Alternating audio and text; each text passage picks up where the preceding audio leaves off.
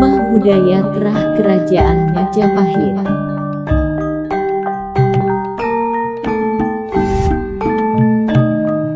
mempersembahkan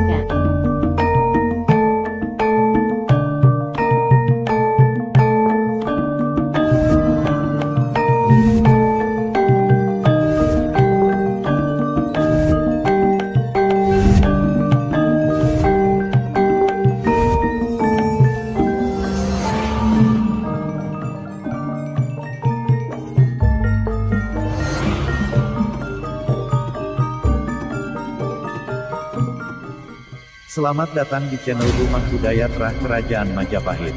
Kita akan mengupas buku karya penulis Dr. Andes Wijaya MC, MSI, PhD, yang berjudul Teologi Aliran Kebatinan.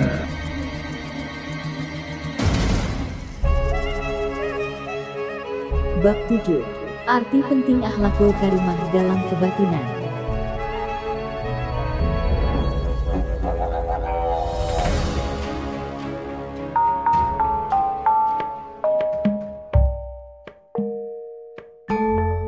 Budi pekerti luhur atau akhlakul karimah sangat dianjurkan dalam kehidupan kebatinan.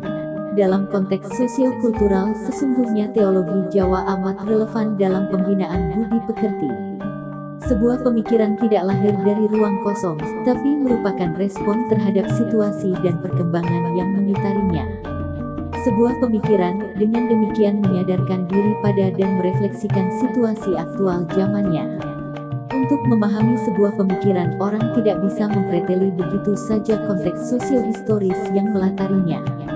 Dalam kesusastraan Jawa dikenal istilah sunyaruri, atau suasana, atau Bergson menyebutnya sebagai elan vital, Baker, 1914. Inti gaya dalam suasana itu yang diperlukan secara mutlak untuk menegakkan dan memperkembangkan hidup terdiri dari angin yang merupakan lambang udara, api yang merupakan lambang suhu, air yang merupakan alat peredaran dan melarutkan makanan, tanah yang merupakan alat perantara penting sebagai tempat berlangsungnya proses pertukaran keadaan atau suasana antara hidup dan mati. Atas dasar keempat unsur itulah, maka terwujud manusia selaku lambang atau kewujudaning sifatingsun, Sastroamijoyo, 1972-55. Wujud atau gumelaring kodrat atau kewejangan ataupun pramana yang pertama-tama berasal dari cahaya atau pamor. Cahaya ini berasal dari Surya, Chandra, dan Kartika, yang semuanya diliputi oleh suasana tersebut. Suasana itu disebut sebagai sesuatu yang lembutan kena dijumput Ageng Angebaki Jagat Sastroamijaja, 1972-10. Kesatuan antara cahaya atau pamor dengan suasana tersebut merupakan kesatuan yang sangat kompleks. Dalam istilah kejawen disebut dengan istilah loro-loroning tunggal atau warangka manjing curiga. Pada mulanya alam semesta, termasuk manusia, berasal dari keadaan hampa atau awang ulung, dan arah yang dituju juga keadaan tersebut, yaitu kehampaan atau sunyaruri, yang dalam filsafat Jawa dikenal dengan doktrin cakra manggilingan, yaitu pengalaman atau perputaran hidup yang terus-menerus. Sastroamijoyo, 1972-67. Dengan menyadari adanya konsep cakra manggilingan di atas, seseorang akan mengalami fleksibilitas dalam memahami hidupnya. Bahwa bunga susah, siang malam, kaya miskin, datang pergi dan seterusnya adalah suatu perjalanan hidup yang pasti terjadi dan silih berganti.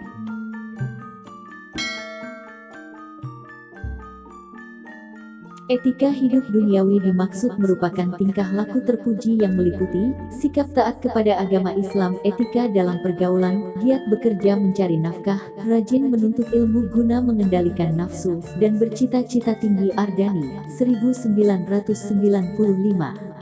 Islam tidak saja dilihat sebagai unsur yang universal, tetapi juga akomodatif.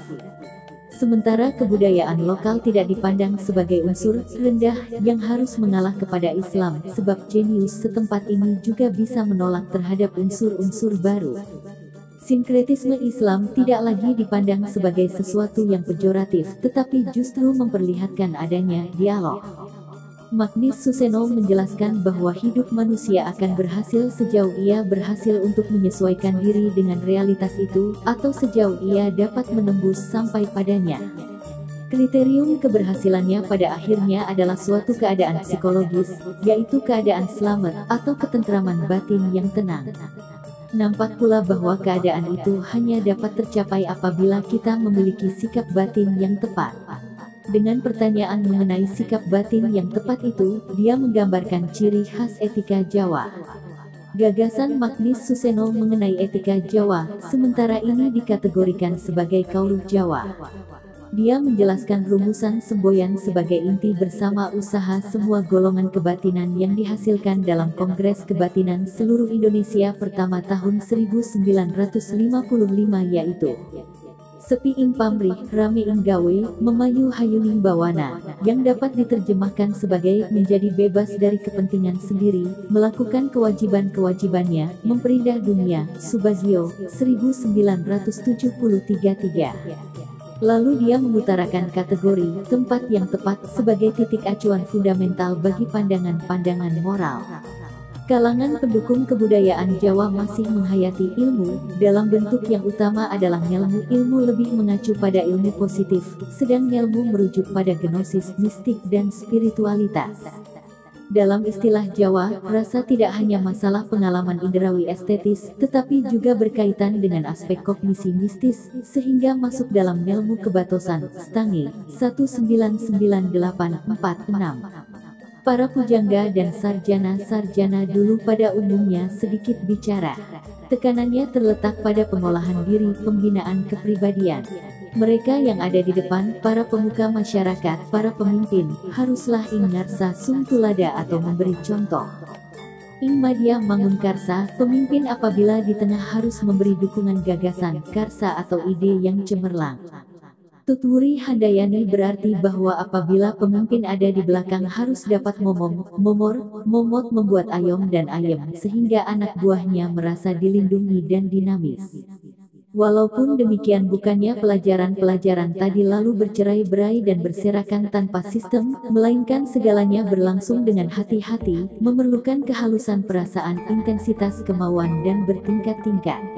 Syariat adalah tahap yang paling mula, yaitu manusia harus menghormati dan hidup sesuai dengan rukun agama, menjalankan kewajiban dengan sungguh-sungguh, menghargai dan menghormati orang tua, guru, pemimpin dan raja, mematuhi aturan sosial, dan menjaga keselarasannya serta mengakui tatanan kosmos. Manusia sadar bahwa dengan menghormati orang tua, guru, dan raja berarti menghormati Tuhan serta mengakui adanya, Subakya, 1976-85. Tarikat adalah tahap yang lebih maju setapak. Dalam tahap ini segala tingkah laku pada tahap yang pertama lebih ditingkatkan dan diperdalam, yaitu dengan bertobat dan menyesali segala dosa, menjauhi larangan Tuhan dan menjalankan perintahnya, melakukan puasa yang diwajibkan, mengurangi makan, minum, dan tidur. Subakya, 1976-85, Hadiwiono, 1983-70, Mulder, 1983-24. Kecuali sikap seperti itu, disebutkan pula bahwa orang yang telah mencapai tahap tarikat diantaranya ia akan sabar dan tenang dalam segala tindakan, meninggalkan segala yang hal di dalamnya terdapat keraguan dan tawakal atau berserah diri kepada keputusan serta ketetapan Tuhan. Mulyono, 1978-132-135. Hakikat adalah tahap yang sempurna.